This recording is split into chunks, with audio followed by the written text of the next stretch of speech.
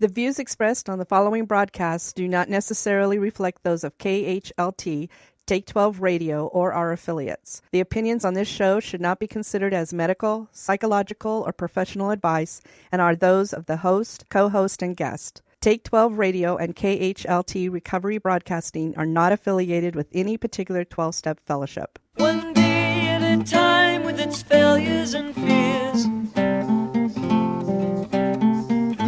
with portion of pain and burden of care, we must meet.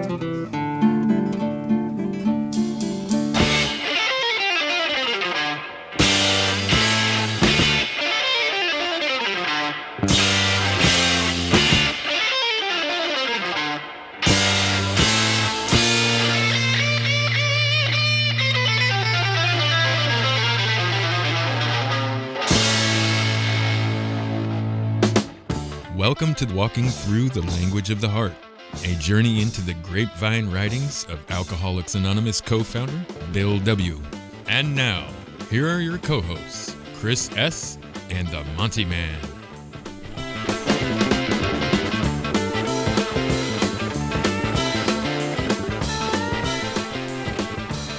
Well, welcome family to episode 2 of Walking Through the Language of the Heart with our good friend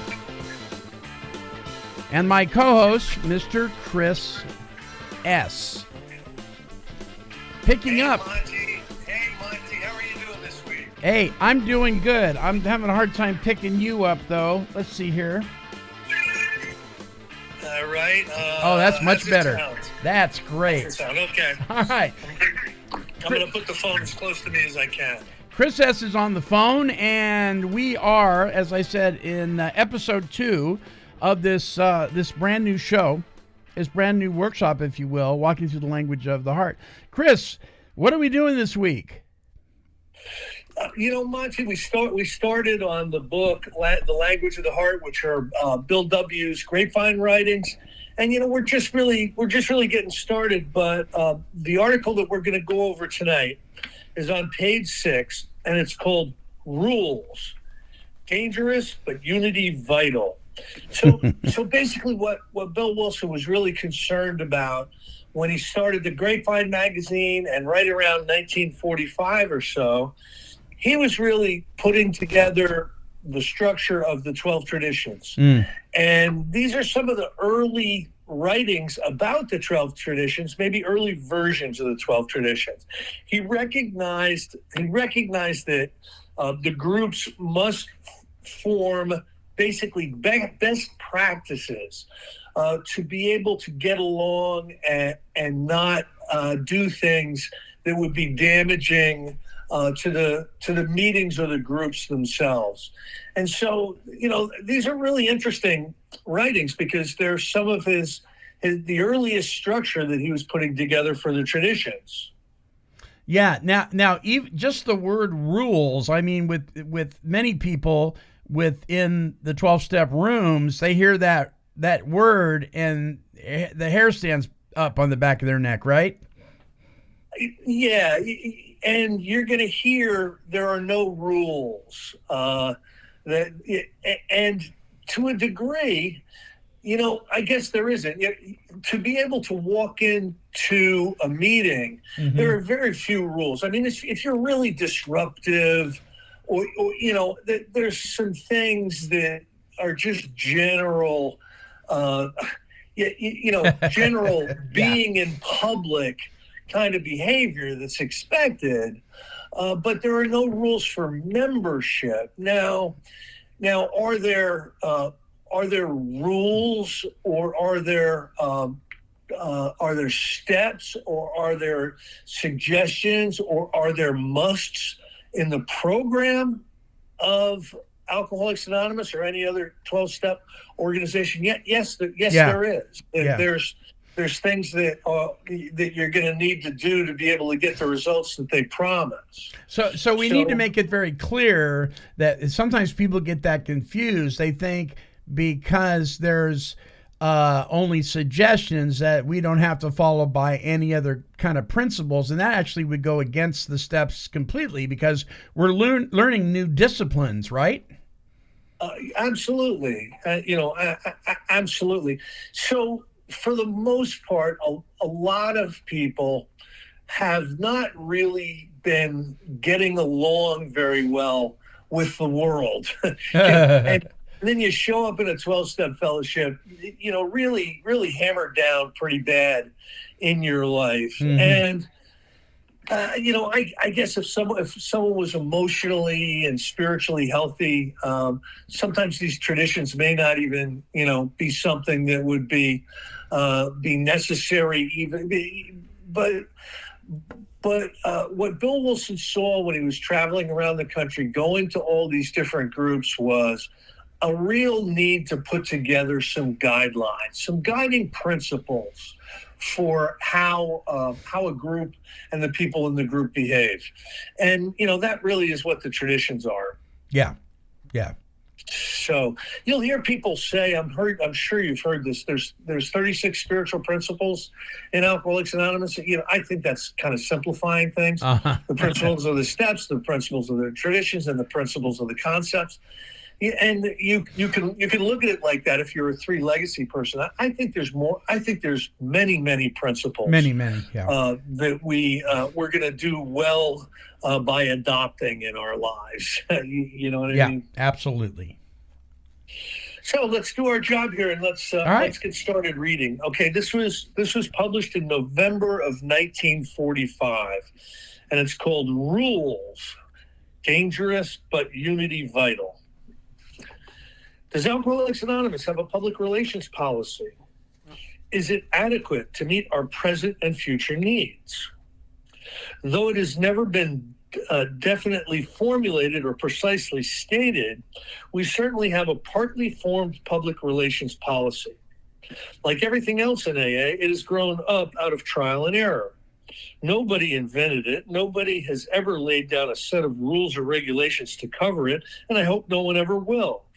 This is because rules and regulations seem to be little good for us. They seldom work well.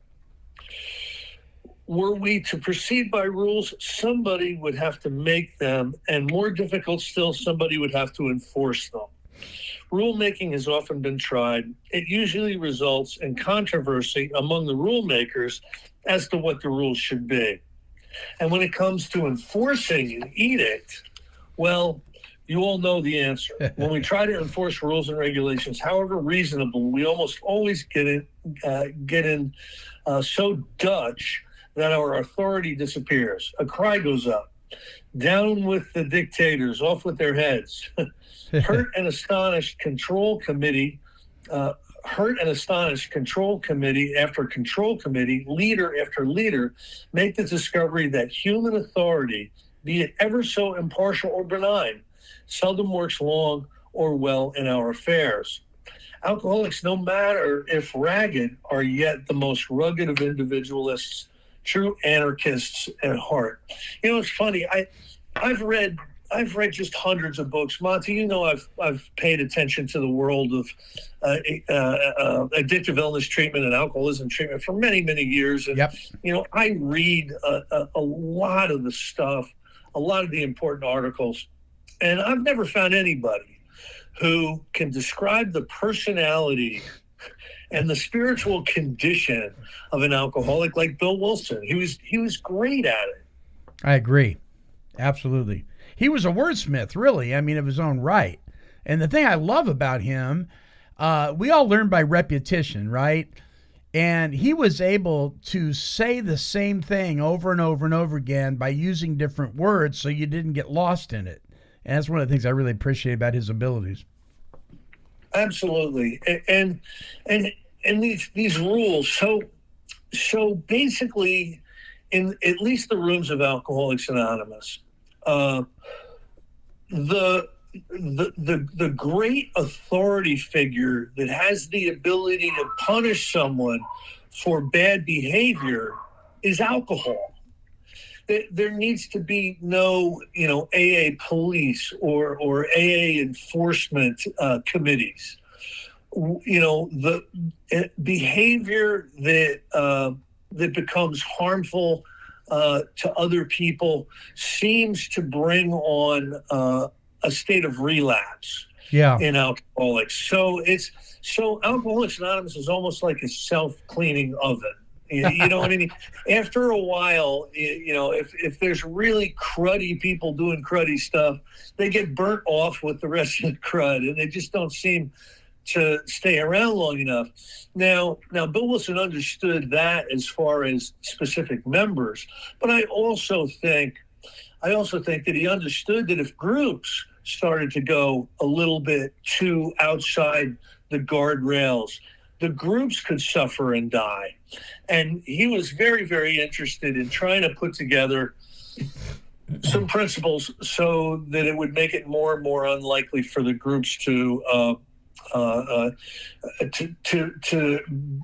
become involved in behavior that was going to break the group up. I don't think it's the worst thing in the world sometimes that a group closes if it becomes so toxic and is no longer really an AA group by definition. Do you agree with that? Oh, yeah, absolutely. There are some groups that I was hoping would go. There were some really sick groups. And I'm not going to, because I don't judge and I don't criticize, I'm not going to name them, but I'd like to, right. But they were run, by very, very charismatic psychopaths. And listen, just like there are imperfect people within different churches, there are imperfect people within different 12-step fellowships.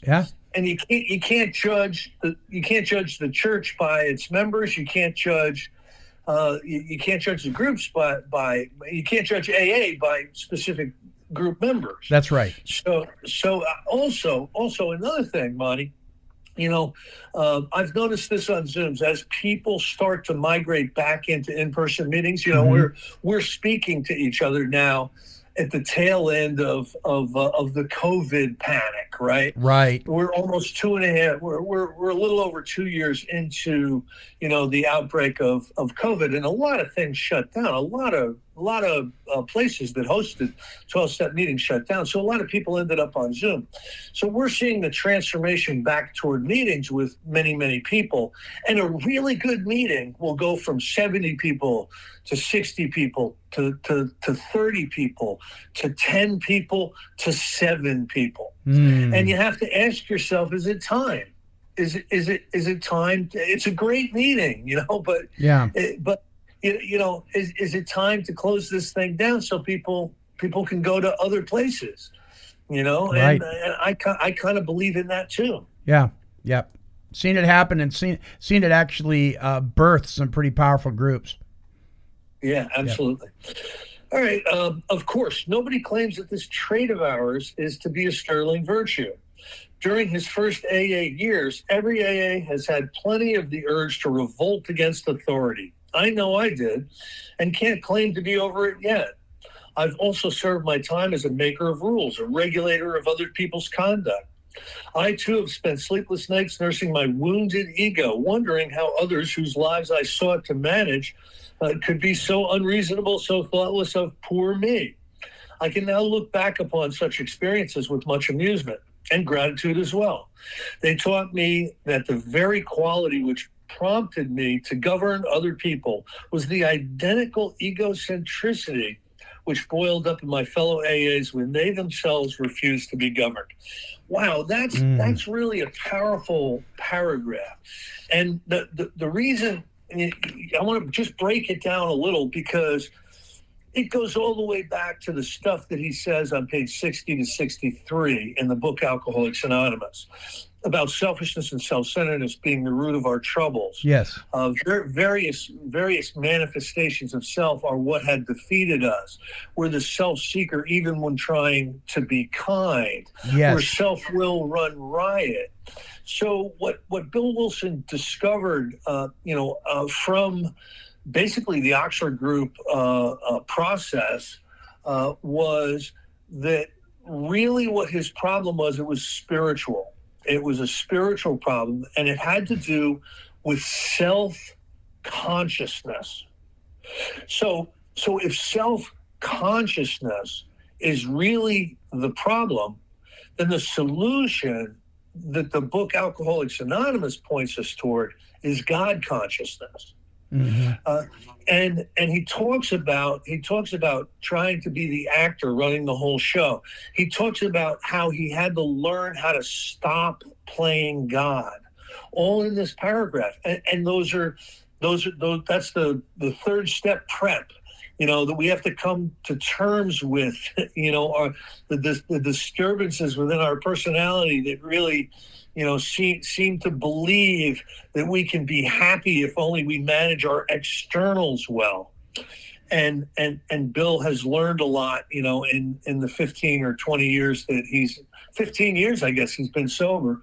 And 45, 10 years he's been sober. And he understands that humility and God consciousness is really the answer. And you can hear that in this paragraph. So I have a question for you, and I want to make sure I stay on track here and don't go down a rabbit hole too far. But we're talking about establishing the traditions here, and I'm going to ask you a question, and I'm not sure how you'll answer it, but I'm going to ask it anyway. Okay. In the process, this is what I've observed.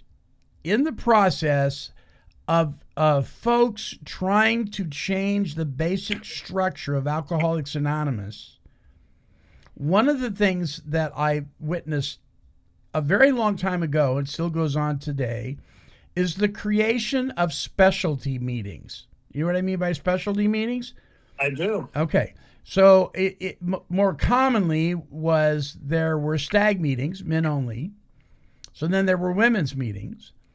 Then there were, more as of late, there was LGBTQ meetings, and then there was closed meetings. Then there was semi-closed. We have semi-closed meetings in some parts of Oregon. I'm not sure what that means. And it almost like whatever topic you can think of, or whatever lifestyle, or whatever you pick your poison, you could make a specialty meeting out of it. Now, how that relates to developing traditions, is that a traditions violation?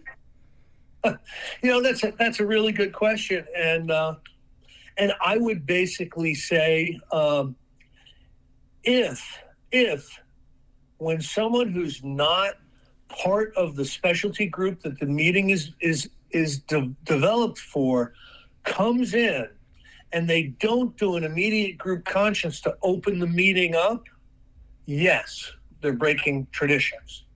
However, let's just say you have a men's meeting and a woman comes off the street, oh my God, I need a meeting. What the meeting can do is have an immediate group conscience and open the meeting up that one time for the person who really needs the meeting. And if they operate like that, they're not a tradition violation. Now some people really get crazy. They have invitation only meetings. You'll find this in Hollywood, and I can understand it. I can understand it because, rock stars or movie stars, if they start going to the regular meetings down the street, in 5 minutes, there'll be 600 people there all trying to get jobs from them. You know what I mean? Right. So I can even understand. Now, here's the ultimate guiding principle behind those specialty meetings. There are no rules. There are but traditions. And we have more of a right to break a tradition than AA has a right to punish us for breaking it. Yes, I've heard you say that before, and I love it. So I have seen this happen. I've seen women come into a men's meeting, and I've seen it happen both ways. They very politely let her know that this is a men's meeting and you can come back tomorrow at 8 o'clock. And I've also seen it go the other way, where they take what I call an immediate group conscience. But then there's this thing, this one group I'm thinking of, their definition of a group conscience only can happen during the business meeting. You can't take an immediate group conscience. And it gets to the point sometimes where I think we get so we complicate it all instead of keeping it simple, when I really don't think it's that hard or that difficult to make the primary purpose. I mean, doesn't the primary purpose trump everything? Well, the only requirement for membership is the desire to stop drinking. So membership in AA, in the meetings. Now here's the thing. Each group is autonomous. They are allowed to put together bylaws and processes and formats the way they want to. Mm-hmm. And again, the ultimate authority, the ultimate authority over whether they're doing something that's spiritually unsound is the group. The group will be in trouble. I mean, these are best practices. These are practices that have been found to be really sound. If you go outside those guidelines, you can, but we have seen through much experience that it's not a very good idea to do that. So these women's meetings and these men's meetings, and there's pilot meetings, and there's lawyer meetings, and there's closed invitation only meetings, and there's all kinds of LGBTQ meetings. There's all these different meetings. Alcoholics Anonymous itself doesn't bother with any of them. As a matter of fact, they'll put them in the intergroup meeting list if you ask them to. They don't see it as a fight that they're willing to have. Right. But if you want to be a tradition lawyer, you want to be a strict tradition lawyer, yeah, those groups can be seen as violating tradition.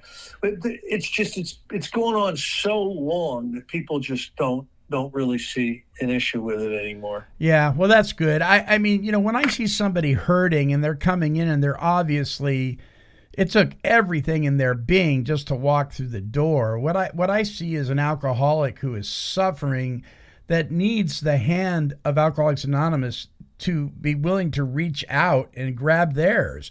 That's all I see. I don't see any rules or traditions, or I just see somebody that could die if we turn them away. Yeah. Sure. And most groups, most of the time they'll make accommodations. At the very least, they'll send somebody outside to talk with you and to spend the hour, one-on-one with you if that's the way to do it. Yeah. So anyway, that kind of, and I don't speak for AA. I'm not a definitive voice. I'm not the ultimate, person with the correct position, but I'm just sharing with you, some of the things that I've seen. Yeah, you bet. All right. So it says here, a non-AA reader can be heard to exclaim, "This looks very serious for the future of these people. No organization, no rules, no authority. It's anarchy. It's dynamite. It's atomic. It's bound to blow up. Public relations, indeed. If there's no authority, how can they have any public relations policy at all? That's the very defect which ruined the Washingtonian alcoholics 100 years ago. They mushroomed to 100,000 members, then collapsed. No effective policy or authority, quarreled among themselves. So finally got a black eye with the public. Aren't these AAs just the same kind of drunks, the same kind of anarchists? How can they expect to succeed where the Washingtonians failed?" Good questions, these. Have we the answers? Well, we must never be too sure. There is reason to hope that we have, because forces seem to be at work in AA that were little evident among our fellow alcoholics of the 1840s. For one thing, our AA program is spiritually centered. Most of us have found enough humility to believe in and depend upon God. We have found that humility by facing the fact that alcoholism is a fatal malady over which we are individually powerless. The Washingtonians, on the contrary, thought drinking to be just another strong habit, which could be broken by willpower, as expressed in pledges. plus the sustaining force of mutual aid through an understanding society of ex-drunks. Apparently, they thought little of personality change and nothing at all of spiritual conversion. And that's true. You know, they bonded together and they banded together. And this would be like meeting makers making it with no program. Right. You know, you go to 2 meetings a day, you know, you can stay sober for 5 years on 2 meetings a day, whether you do any spiritual work or not. But the minute you become inconsistent with, you know, all that activity and camaraderie, you know, you're prey to a relapse. The same thing happened with the Washingtonians. As soon as their little groups broke up, they all got drunk because there was no spiritual awakening as the result of steps because they didn't take any. You know what I'm saying, Mike? Yeah. So there are people that become meeting dependent rather than God dependent, and that's, I mean, I found that in my own life. I was so dependent on meetings that, boy, heaven forbid we had the COVID thing hit back when I first came in the rooms. I'd have been in trouble. Yeah, I totally agree. I think you know, consistent and aggressive meeting attendance when you're early on is a great way to kind of cement you into the fellowship. Yeah.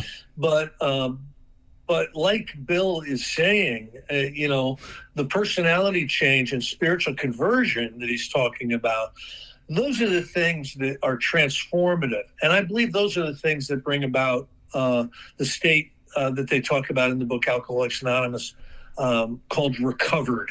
Yeah. Yeah. Amen to that. Mutual aid plus pledges did do a lot for them, but it wasn't enough. Their individual egos still ran riot in every channel save alcohol. Self-serving forces having no real humility, having little appreciation that the penalties for too much self-will is death to the alcoholic, having no greater power to serve, finally destroyed the Washingtonians. Wow. And did he really dig into this, and did he get this right? Individual egos running riot, continuing to run riot, no real humility, and little appreciation that self-will is death to the alcoholic.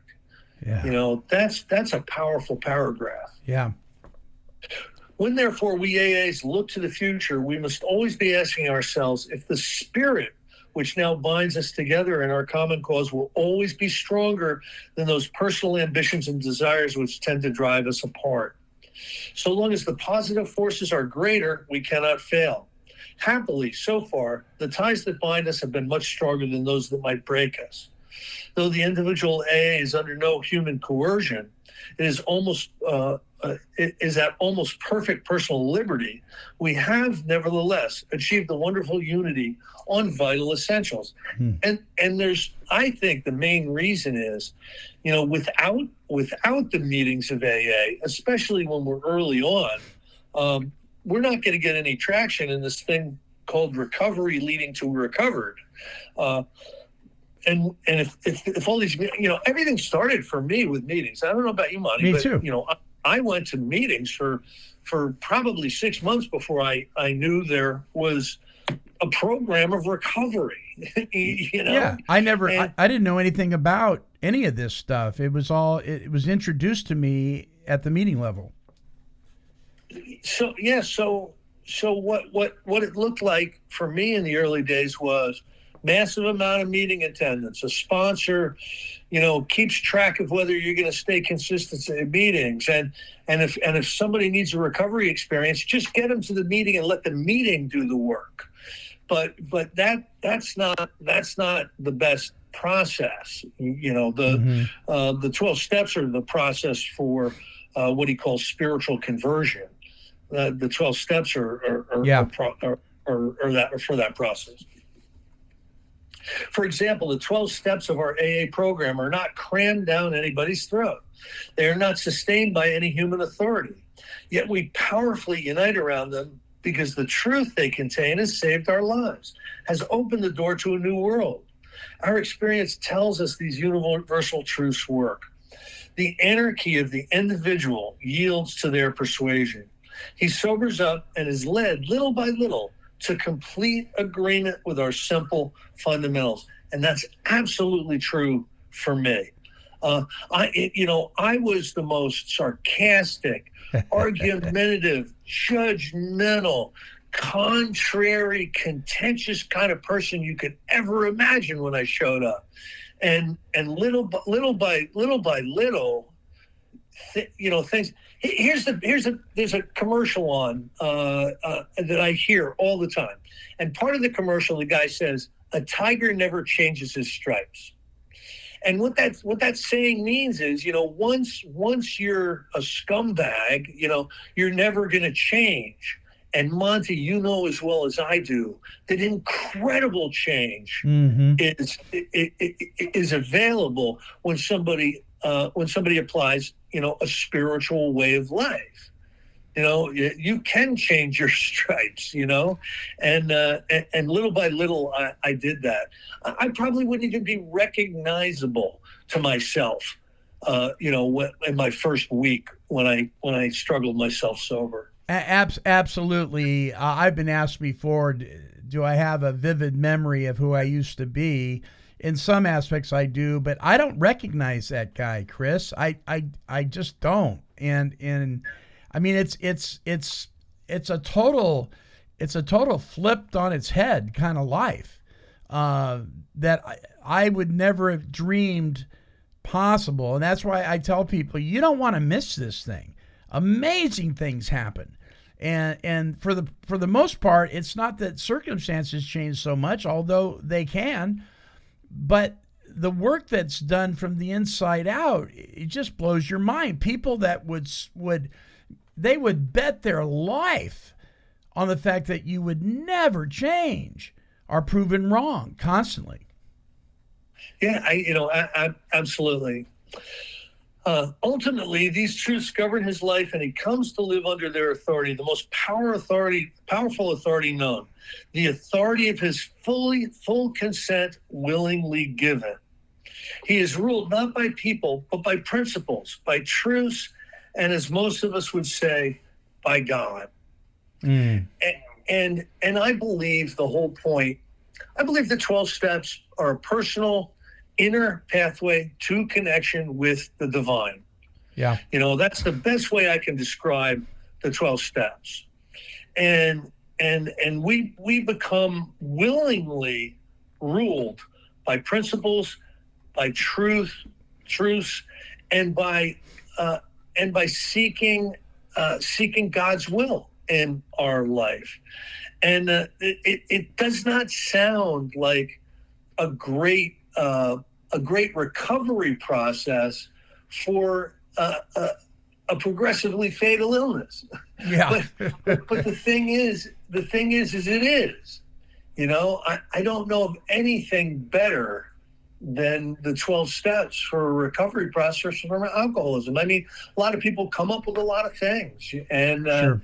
And they're kind of a fad for a while, and they make people some money for a while. But they don't have the last thing. We're around 87 years now. Yeah. You know what I mean? Well, and I've heard it said before that if you apply and implement the spiritual disciplines, if you take these 12 steps and you truly move through them and apply them in your life, it is a very, very difficult thing to end up drinking again. Yeah. In fact, I would go so far to say you can't. Yeah, I mean, so if I'm working with somebody and they drink again, I can guarantee you there is some portion of that process that they have skipped over, missed out on, or just haven't done thoroughly. I'm with you on that. Absolutely. Now, some might ask, what has all this got to do with an AA public relations policy? An older AA would say plenty. Well, experience shows that in AA, no policy can be created and announced full-blown, much less effectively enforced by human authority. We are nevertheless faced with the problem of developing a public relations policy and securing for it the only authority we know, that of common understanding and widespread, if not universal, consent. When this consent is secured, we can then be sure of ourselves. AAs will everywhere put the policy into effect as a matter of course, automatically. But we must at first be clear on certain basic principles. And these must have been well tried and tested in our crucible of experience. Mm. In forthcoming articles, I shall therefore try to trace the development of our public relations from the very first day we came to public notice. This will show what our experience has already taught us. Then every AA can have a real background for constructive thinking on this terribly vital matter, a matter on which we dare not make grave mistakes, upon which over the years we cannot afford to become unsound. You know, one of the things that Bill Wilson was really kind of afraid of, Monty, was he was really worried that there was going to be people who were power drivers who would come in and try to speak for Alcoholics Anonymous, would try to, change things, would put on TV shows or radio shows and really blast, their version of Alcoholics Anonymous out into the media in different ways. And so he was very interested, even from the earliest days, about making sure there wasn't a hierarchy. Mm-hmm. You know what I mean? There's GSRs and DCMs and the delegates, and there's a board of directors, and there's a COO and CEO. Yeah, all that is absolutely true, and they have absolutely no power to make us do anything. Right. So he always wanted to discourage the people whose egos were running riot. You know what I mean? Yeah, and truth be known, because that's one of our main problems, right? The rooms are filled with egos running riot. There's really not any much doubt about that. No. One qualification, however, a policy isn't quite like a fixed truth. A policy is something which can change to meet variable conditions, even though the basic underlying truths upon which it is founded do not change at all. Our policy might, for example, rest upon our 12 steps for its underlying truths, yet remain reasonably flexible so far as the means or methods of its application is concerned. Hence, I earnestly hope thousands of AAs start thinking a great deal about these policy matters, which are now becoming so important to us. It is out of our discussions, our differences of opinion, our daily experiences, and our general consent that the true answers must finally come. So another thing that was really cool about Bill, he always would say, we know only a little, more will be revealed. Mm-hmm. Let's be open-minded. Let's continue to learn from our experience. We haven't learned everything yet. It was really kind of a very humble way of approaching. He in 1945 he still was running Alcoholics Anonymous, him and Dr. Bob. So it's neat that he's really pointing out that differences of opinion, daily experience, general consent, and how answers based on experience are going to come. My sponsor, when we were going through the traditions and studying the traditions, he would remind me on a regular basis something that he's alluding to here, where he says, yet remain reasonably flexible so far as the means or method of its application is concerned. He would tell me, listen, the traditions are written in Jello. He said, they should never be broke, but they must be flexible. And if you don't allow that, then they'll just automatically be broken by default.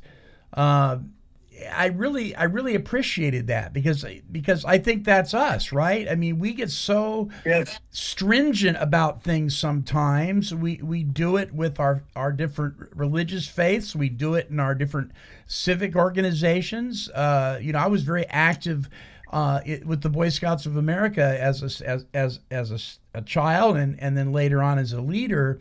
And there were some very strict rules that seem to always get broken because they were so stringent, And I think we can do that in our 12-step fellowships if we're not careful. Sure. I agree. I agree. There's there in the 12 and 12, they talk about the bleeding deacon and the elder statesman. Mm-hmm. And that's, I think you have to go through a bleeding deacon stage or you've missed something. I think you're right. But hopefully you mature through that pretty quickly and start to believe that, God expresses himself in the group conscience. Yeah. And you start to just trust more in the process. Mm-hmm. It says here, as an older member, I may be able to marshal the facts and help analyze what has happened so far. Perhaps I can even make some suggestions of value for the future. But that is all. Whether we are going to have a clear-cut, workable public relations policy will finally be determined by all of us together, not by me alone. And the public relations policy ended up becoming attraction, not promotion, right? Right. But I've seen people weaponize that that public relations policy as a way to be lazy. Yeah. So it's attraction, not promotion. Why should I go out trying to find alcoholics to help? Why should I go around to these different institutions? They should come to me. It's attraction, not promotion. Mm-hmm. And it can be weaponized as a way for people to be lazy.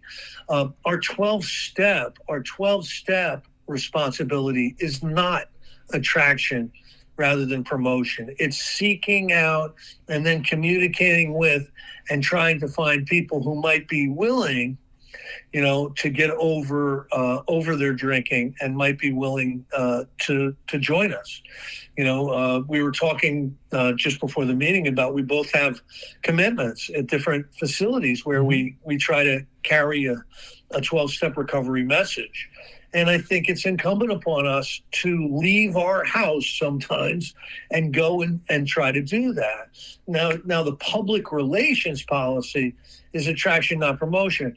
And in other words, we don't need spots, TV spots on the Super Bowl. We don't need spokespeople,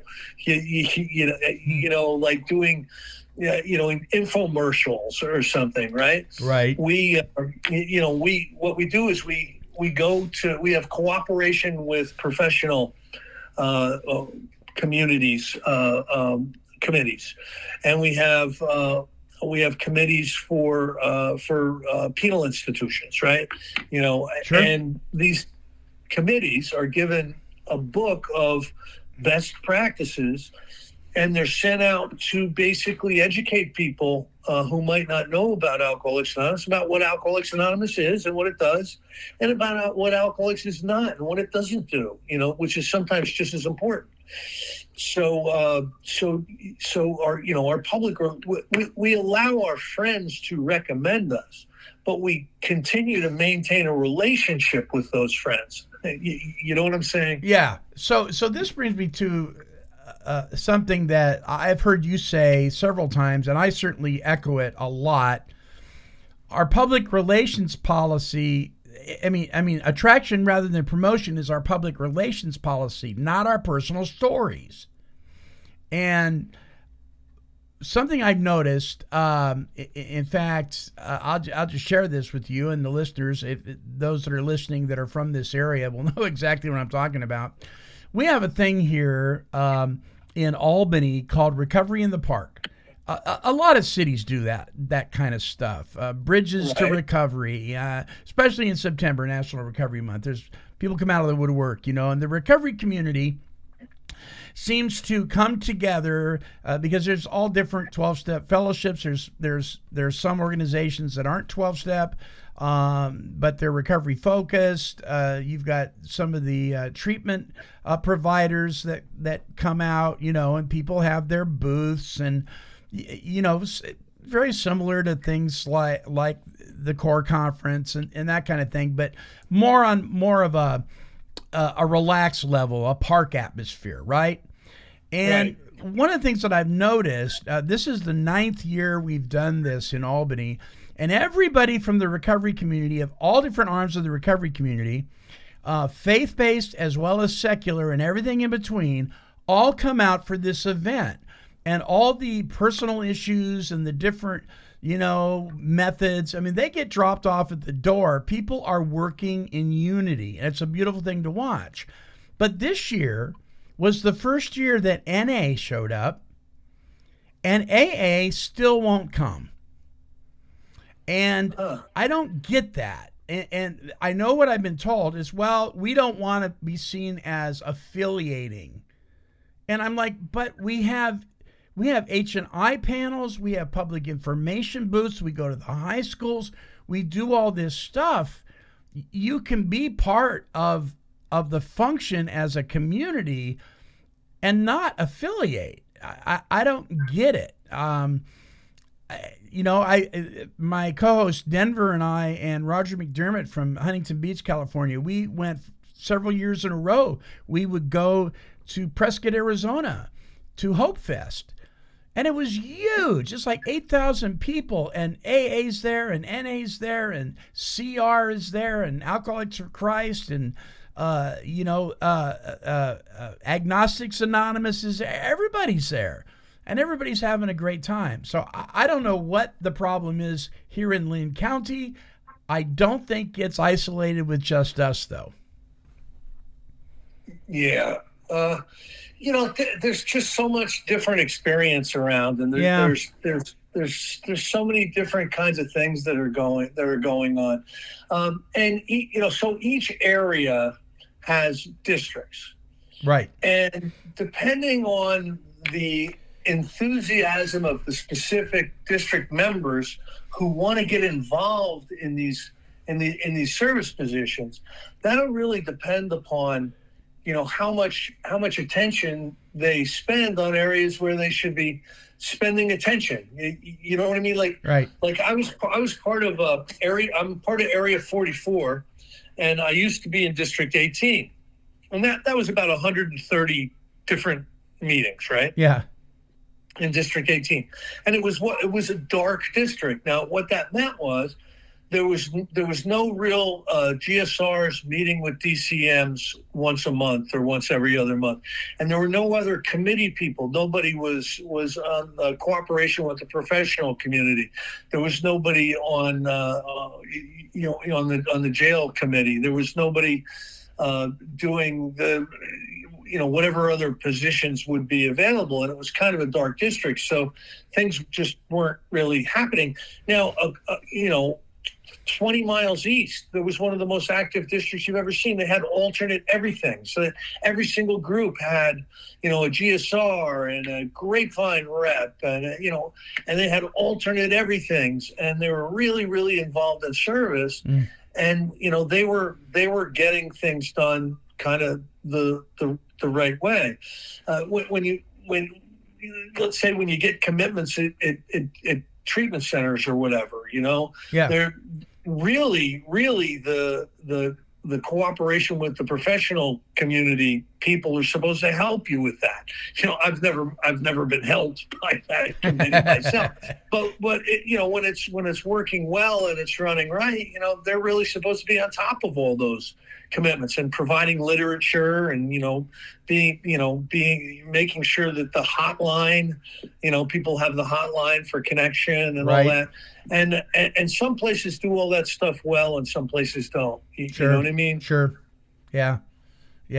So the rest of us, I think, do a pretty good job of communicating that AA is alive and well in Lynn County. And here's some schedules. I mean, everybody that completes the Adult and Teen Challenge program, part of their aftercare is they get meeting schedules from me. Sure. Because you can print them out PDF file online. You don't have to go to Intergroup to get them. But and I think we have a responsibility because we are a community. I mean, my goodness, we went out and involved the community in our shenanigans. So why not involve the community in our successes, And you can do that without breaking any traditions or violating anything. Right. Yeah, you can. So, yeah, good deal. All righty. So that wraps it up for this episode of Walking Through the Language of the Heart. By the way, you can get this book. You can get it on Amazon. We'll link it up at take12radio.com if you'd like to get a copy of it. I got mine in about 2 days, I think it was.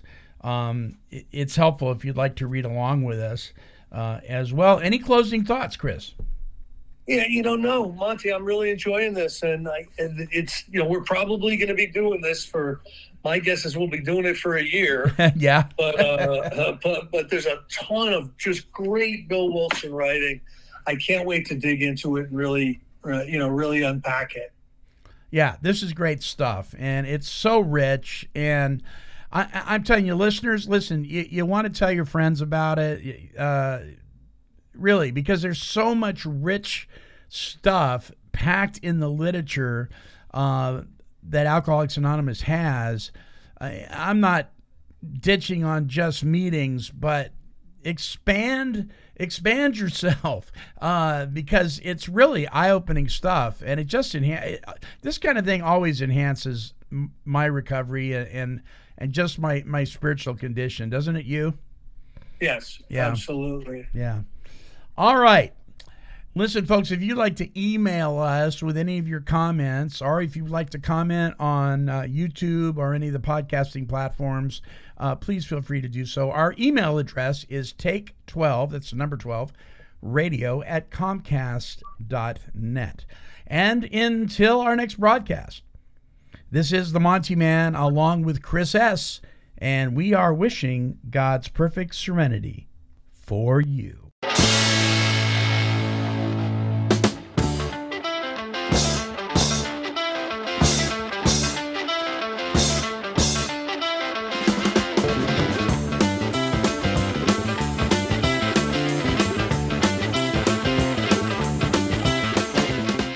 For more recovery workshops with Chris S. and the Monty'man, visit our website at take12radio.com and click on the Recovery Workshops banner.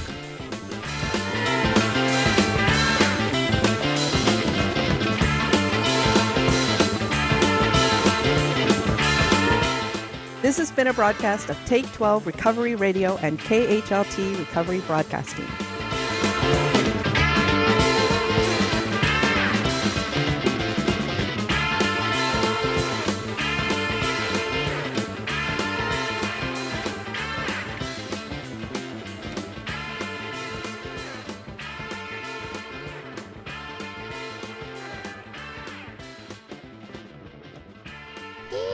Kitty, kitty, kitty, kitty.